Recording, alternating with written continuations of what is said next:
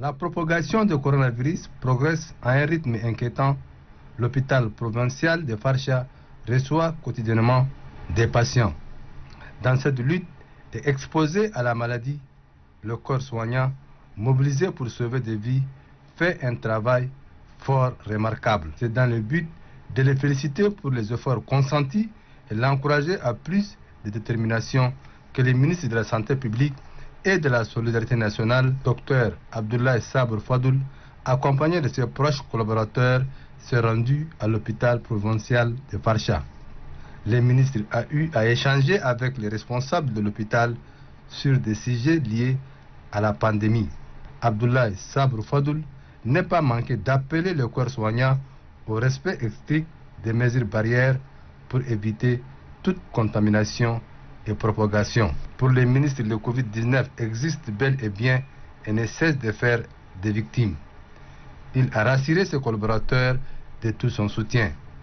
Très ravi de cette reconnaissance, le directeur de l'hôpital provincial de Farsha a salué l'appui du gouvernement dans le cadre de cette lutte. Après ces échanges, le ministre de la Santé publique et de la Solidarité nationale a visité les différents compartiments de labo Covid et les bâtiments d'hospitalisation en chantier.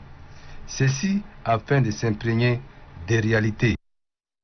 Nous savons que ces derniers jours, vous êtes davantage sollicités, davantage bousculés par l'augmentation du nombre de cas positifs, malgré la réalité qui est frappante et qui est incontestable. Certains de nos compatriotes doutent encore de l'existence de cette maladie, alors même que vous avez, je crois, près de 70 malades qui sont aujourd'hui hospitalisés ici. Nous avons aussi certains de nos compatriotes qui, sans nier l'existence du coronavirus, les négligent et contribuent de cette manière à répandre la maladie, particulièrement dans la ville de N'Djamena.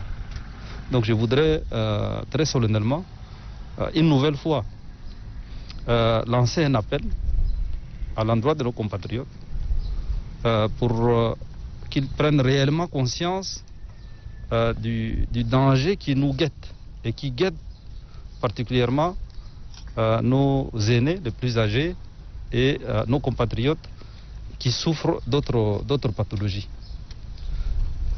Quelqu'un qui vient faire un tour dans les services de l'hôpital de Farsha ne peut pas chercher à nier qu'il existe réellement une maladie qui s'appelle la Covid-19. Il ne peut pas non plus nier que cette maladie peut être dangereuse.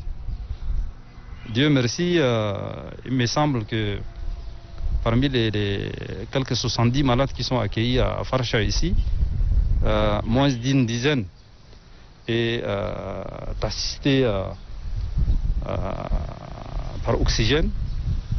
Il en est de même à l'hôpital de la Renaissance où sur les 9 malades qui sont aujourd'hui suivis sur place, 2 seulement sont sous assistance respiratoire. Donc bravo à vous, monsieur le directeur, bravo à vous les médecins, que vous soyez tchadiens ou bien cubains. Bravo à tous les personnels paramédicaux, le personnel de l'appui qui est en train de faire un travail remarquable dans cet hôpital-là.